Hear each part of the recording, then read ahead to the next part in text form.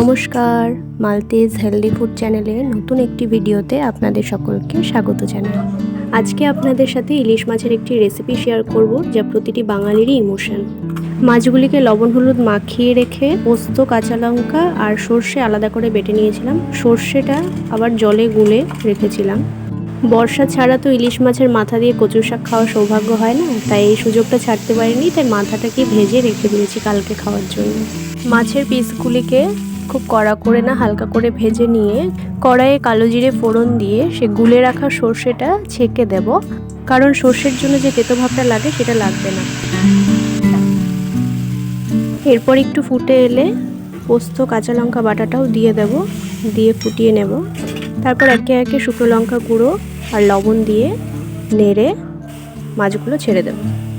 সাথে কয়েকটা কাঁচা লঙ্কা দিয়ে 1 মিনিটের জন্য ঝোলটা ফুটিয়ে নেব। নামানোর আগে শেষে সর্ষের তেল ছড়িয়ে নামিয়ে নেব। ভিডিওটি শেষ অবধি দেখার জন্য ধন্যবাদ। আর রেসিপিটি ভালো লাগলে আপনারা বাড়িতে ট্রাই করবেন।